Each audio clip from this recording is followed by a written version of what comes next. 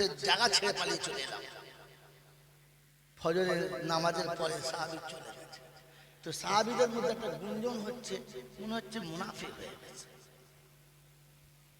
নামাজ পড়ে খানিকক্ষণ মসজিদে বসে নাই, নামাজ পড়ে কিছুক্ষণ নামাজের জায়গায় বসে নাই, তো সাহাবীদের মধ্যে ধারণা এসেছে মনে হচ্ছে লোকটা মুনাফিক হয়ে গেছে।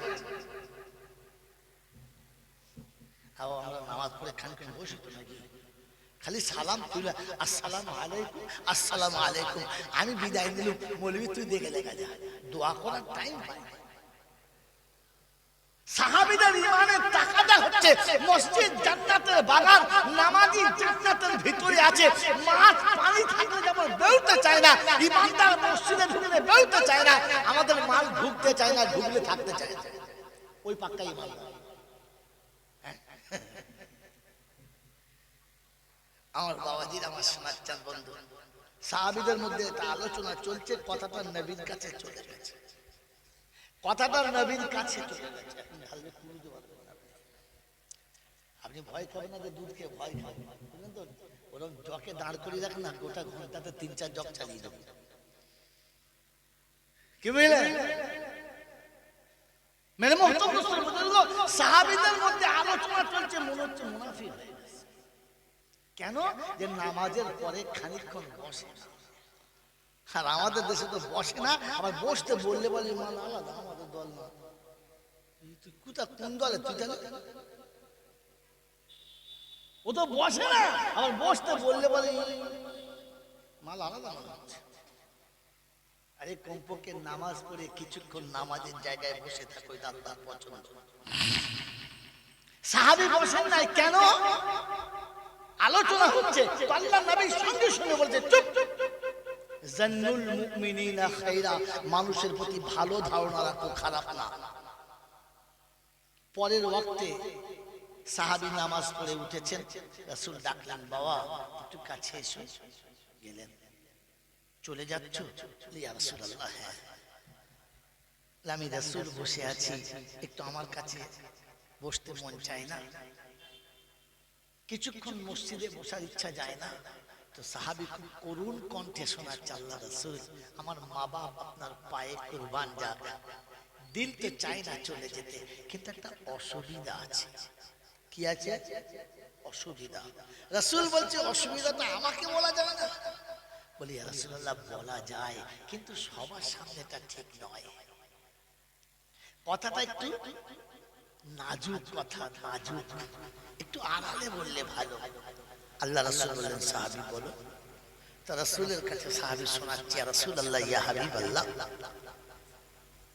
আমরা সংসারে দুজন মানুষ থাকি, দুটো মেম্বার, পরনের কাপড় একটা। যখন ফজরের আজান হয়, ওই কাপড়টা পরে আমি চলে আসি, বিবিকে আড়ালে দেখে আসি। আপনার পিছনে নামাজ পড়তে পাবো না, আপনার পিছনে জামাত ছেড়ে যাবে, এটা আমার পছন্দ না, এটা আমার দিল গামারা করে না, আমি এটা মেনে নিতে পারি না যে আল্লাহর রাসূলের পিছনে নামাজটা আমার হবে না, আমার নামাজটা জামাতের সাথে হবে না। আপনি আমি তো জামাতে পড়ার দরকার মনে করি না, নিজেই ঝেড়ে দিচ্ছে, খাবা খাবা খাবা খাবা খাবা খাবা, আলু বাড়ির পানি ধান জমিছে, চালিয়ে দিয়েছে। সাহাবী নামাজ একা পড়তে চাচ্ছে না, জামাতে পড়বে।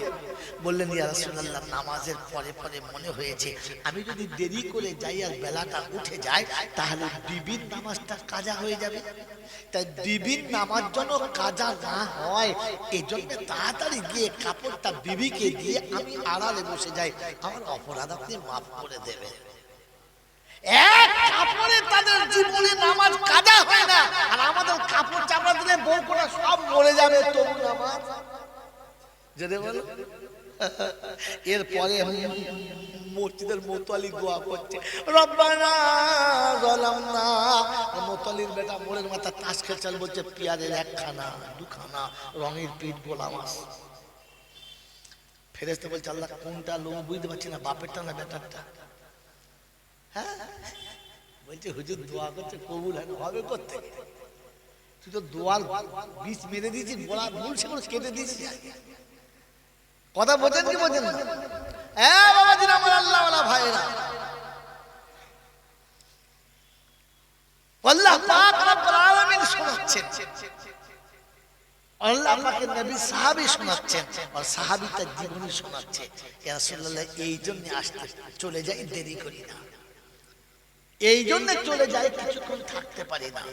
ফিরে গিয়ে নামাজের জন্য কাপড় দিয়েছে, বিবি নামাজ পড়ে নিয়েছে, বসে আছে, সালাম দিয়েছে। তো বিবি তাড়াতাড়ি নামাজ পড়ে এসে স্বামীর কাছে বসে আসসালামু আলাইকুম। আমাদের বউরা তো জীবনে সালাম দেয় বলে মনে হয় না, দেয়, কারণ জানি এ বাস ভাড়াকে সালাম দেওয়া বেকার, পুরো ঝুনোমা দিতে হয়। সাহাবীর বিবি সালাম দিয়েছে, সালামের জবাব শুনে কাছে বসে বলছে, স্বামী আমার কোনো অপরাধ হলে মাফ করে দেবেন, আমি কিছু দোষ করলে ক্ষমা করবেন। বলে কেন এই কথা বলছো? বললে স্বামী প্রতিদিন সালাম দিলে উত্তরটা যেভাবে দাও, আজকে উত্তরটা সেই রকম ভাবে পেলাম না, মনে হচ্ছে যেন আমি কোনো ভুল করেছি, তাই আপনি আমার উপরে খুশি না। বলছেন না। বলে তাহলে আমার সালামের জবাব কেন দিলে না? বলে তবে শোনো, আমি তোমার কে? কেন আপনি আমার স্বামী, এখনো স্বীকার করছো? বলে না করার কি আছে?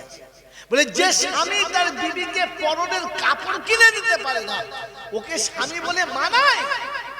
তো বিবি স্বামীর পিঠে হাত থাবড়ে শোনাচ্ছে, স্বামী এই জন্য দুঃখ করছে, তোমার পদসেবা করি শাড়ি পাওয়ার জন্য না, তোমার সকাল সন্ধ্যা গাহাত পা টিপে দিই স্বামী শাড়ি পাওয়ার জন্য না, তোমাকে রান্না করে খাওয়াই, তোমাকে গোসল করার পানি তুলে গোসল করাই শাড়ি পাওয়ার জন্য না। এরকম বিবি আছে ঘরে? আছে মনে হচ্ছে। বাবা তার জন্য চিন্তা করছে, কাঁদে, তোর জন্য ব্যবস্থা করে যাচ্ছি। ফেরেশতা বলছে তোর ব্যবস্থা আমি করছি, কবরে চল, তুই বোর ব্যবস্থা করছিস তো, তোর ব্যবস্থা আমি করছি। এবার মেয়েরা আমার আর দাওয়াত করবে না, বলে ইয়ে বলবি আরে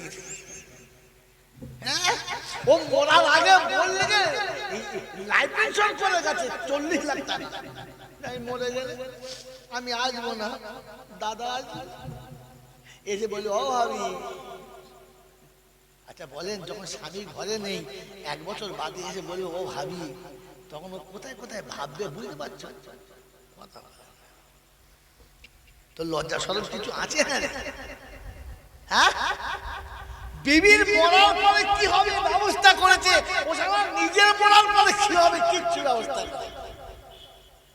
বন্ধু, ও বিবি শোনাচ্ছে, আমি আপনার সেবা করি, আপনার সংসারে খাটি, আপনার রান্না করে খাওয়াই, আপনার হাত পা টিপে দিই শাড়ি পাওয়ার জন্য না। বলে তবে? বলে আল্লাহকে রাজি করার জন্য, আল্লাহকে রাজি করার জন্য। একটা বিবি তার স্বামীর খিদমত করে আল্লাহকে রাজি করার জন্য। আর আমাদের বউরা যেদিন মাথা টিকবে সেদিন জানতে হবে কিছু ঝাড়বে। যদি কোনোদিন এসে কাছে বসে হেসে কথা বলে গাহাতটা টেপে, তখন বুঝতে হবে কিছু ঝাড়বে। কি করতে হাত পা টিপে দিচ্ছে, হঠাৎ কি ব্যাপার? না কিছু না, শাড়ি পছন্দ হয়েছে তো, তার মানে ঝাড়বে। এটা বিবি বলে। আর দোষ তো আমাদের, দোষ কাদের? আমরা তো চিটিংবাজ। লোককে বলি বটবৃক্ষের ছায়া ভালো, জাতের মেয়ে কালো ভালো, তবে আমার পাতার জন্য চকচকে হলে আরো।